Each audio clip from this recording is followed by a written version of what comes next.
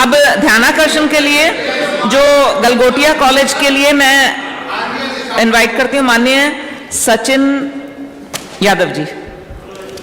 अधिष्ठाता महोदय, आपने नियम 56 पर जो अभी हमारे यहाँ एआई इम्पैक्ट समिट 2026 का चल रहा है, वहां पर हमारे उत्तर प्रदेश की एक प्राइवेट यूनिवर्सिटी गलगोटिया यूनिवर्सिटी ने वहां पर चाइनीज प्रोडक्ट को अपना बताकर हमारे प्रदेश, हमारे देश का मजाक पूरे विश्व में बनाया है। उस विषय पे मुझे बोलने का अवसर दिया, उसके लिए मैं आपको धन्यवाद देता हूं। 1.5-2 मिनट में कर लीजिएगा। जी मैम, फिनिश। बिल्कुल टाइम से।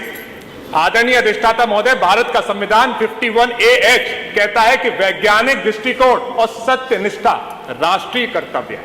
लेकिन जब हमारे प्रदेश की यूनिवर्सिटीज लगातार प्राइवेट यूनिवर्सिटीज के हमारे यहाँ बिल आते हैं और उन प्राइवेट यूनिवर्सिटीज को बढ़ाने का काम किया जाता है, ये कोई पॉलिटिकल मुद्दा नहीं है, ये सदन का मुद्दा है कि इस पूरे प्रदेश की निष्ठा का सवाल है।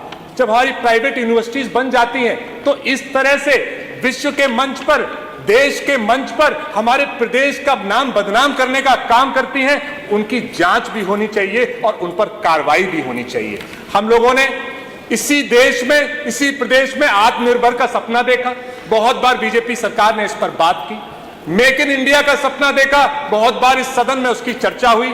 स्टार्टअप का सपना देखा, बहुत बार इस सदन में चर्चा हुई।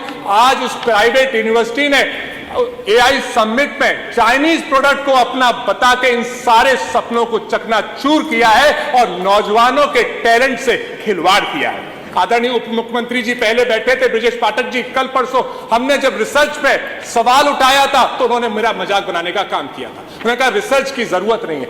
अब जब रिसर्च यूनिवर्सिटीज में होंगी नहीं, या इस तरह की गलगोटिया यूनिवर्सिटी ने जैसे रिसर्च किया है ऐसी रिसर्च करेंगे जहां पे चाइनीज प्रोडक्ट को अपना बताएंगे, तो कैसे हमारा प्रदेश आगे बढ़ेगा। तो आदरणीय अधिष्ठाता महोदय, मैं आपसे, क्योंकि आपने समय बहुत कम दिया है, मैं आपसे यही मांग करता हूं कि बिना वेरिफिकेशन के कि हमारा जब प्रोडक्ट नहीं था तो कैसे एआई समिट में पहुंचा, ये कहीं ना कहीं गवर्नमेंट की भी जिम्मेदारी है कि फोटो शूट कराने के अलावा उनको वेरिफिकेशन करना चाहिए था कि एआई समिट में जो प्रोडक्ट्स पहुंच रहे हैं या जो यूनिवर्सिटीज पहुंच रही हैं, क्या वो सचमुच रिसर्च करके अपने प्रोडक्ट्स बना रही हैं या नहीं, और इसकी जिम्मेदारी तय करनी चाहिए थी। इसलिए आपके माध्यम से मैं सरकार से अनुरोध करूंगा कि क्योंकि मेरे बहुत से दोस्तों का अमेरिका से तक फोन आया कि आपकी मजाक बन रही है, तो मैं आपके माध्यम से सरकार से अनुरोध करूंगा कि इस विषय की गहनता से जांच हो और इस विषय पर कठोर कार्रवाई हो, जिससे आगे कोई भी प्राइवेट यूनिवर्सिटी ऐसा कदम ना उठा पाए। बहुत बहुत धन्यवाद। माननीय तेज प्रताप जी बोलेंगे क्या?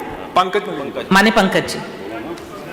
महोदय, डिग्री नहीं दक्षता से देश आगे बढ़ता है। सच्चा शोध ही भविष्य का रास्ता करता है। यह वास्तविकता में हमारे आने वाली पीढ़ी के भविष्य पर प्रश्न चिन्ह खड़ा करता है। इतनी बड़ी यूनिवर्सिटी, इतने बच्चे पढ़ते हैं मान्यवर, और मान्यवर चूंकि वो विश्वविद्यालय उत्तर प्रदेश में स्थित है, यही संचालित है, इसकी जवाबदेही व नियामक निगरानी राज्य सरकार के दायरे में आती है। मान्यवर यह विषय केवल एक संस्थान तक सीमित न होकर देश की शैक्षिक विश्वसनीयता, वैज्ञानिक सत्यनिष्ठा, वैश्विक मंच और हमारे भविष्य से जुड़ा हुआ है। हमारे देश के भविष्य पे प्रश्न चिन्ह खड़ा करता है, प्रतिष्ठा से जुड़ा हुआ है। हमारे यहाँ बहुत काबिल लोग हैं।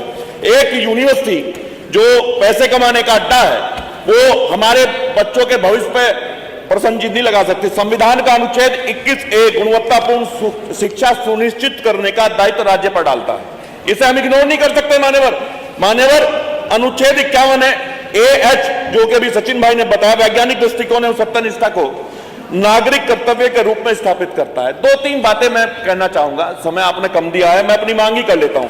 मैं सरकार से अनुरोध करना चाहता हूं, सरकार भी चाहती है कि हमारे बच्चे तकनीकी शिक्षा प्राप्त करके विश्व में जाकर के देश का नाम रोशन करें और अपने अच्छे भविष्य का निर्माण करें, आने वाली पीढ़ी को उसका संदेश जा सके। ऐसी यूनिवर्सिटी जैसी ये गलगोटिया यूनिवर्सिटी है, इसके संदर्भ में 2-3 बातें कहना चाहता हूं। मान्यवर, पूरे प्रकरण की निष्पक्ष एवं समयबद्ध जांच कराने की मांग करता हूं। संबंधित विश्वविद्यालय से तथ्यात्मक स्थिति का स्पष्ट विवरण सदन के समक्ष रखा जाए और दोषी पाए तो इनकी मान्यता रद्द करने की मांग करता हूं। नियमानुसार कठोर दंडात्मक कार्रवाई करके इनकी मान्यता निरस्त की जाए। भविष्य में एक संदेश जाएगा, हमारे आने वाले भविष्य का मामला, अगर इस तरह से भ्रामक प्रस्तुति कोई करेगा तो वो डरेगा और हमारे आने वाले भविष्य को, हमारी नौजवान पीढ़ी का भविष्य मजबूत करने का काम होगा। धन्यवाद आपका। Thank you. हमसे जुड़े रहने के लिए हमारे YouTube चैनल को सब्सक्राइब करें और नई वीडियो की नोटिफिकेशन के लिए बेल आइकॉन को दबाएं।